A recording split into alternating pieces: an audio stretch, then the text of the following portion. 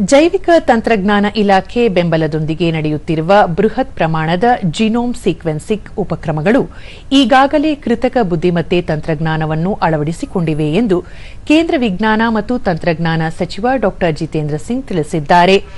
ದೆಹಲಿಯಲ್ಲಿ ನಡೆಯುತ್ತಿರುವ India AI impact summit 2026 ಹಿನ್ನೆಲೆಯಲ್ಲಿ ಅವರು ಎಐ ಆಧಾರಿತ ಜಿನೋಮ್ ತಂತ್ರಜ್ಞಾನ ವೈದ್ಯಕೀಯ ವಲಯದಲ್ಲಿ ಸುಧಾರಣೆ ತರುವ ನಿರೀಕ್ಷೆಯಿದೆ. ಜೈವಿಕ ತಂತ್ರಜ್ಞಾನ ಇಲಾಖೆಯ ಜಿನೋಮಿಕ್ಸ್ ಪರಿಸರ ವ್ಯವಸ್ಥೆಯು ದತ್ತಾಂಶ ಮತ್ತು ನಿಖರ ಆರೋಗ್ಯ ರಕ್ಷಣೆಯ ದಿಕ್ಕಿನಲ್ಲಿ ದೇಶವನ್ನು ಸಜ್ಜುಗೊಳಿಸುತ್ತಿದೆ ಎಂದರು.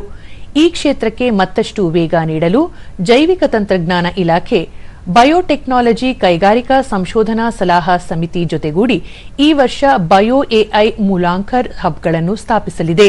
ಈ ಹಬ್ಗಳು ಎಐ ಆಧಾರಿತ ಮುನ್ಸೂಚನೆಗಳು ಮತ್ತು ಪ್ರಯೋಗಾಲಯದ ದೃಢೀಕರಣಗಳನ್ನು ಒಂದೇ ಸಮಗ್ರ ವೇದಿಕೆಯಲ್ಲಿ ಕಾರ್ಯನಿರ್ವಹಿಸುವ ಸಂಶೋಧನಾ ಕೇಂದ್ರಗಳಾಗಿವೆ.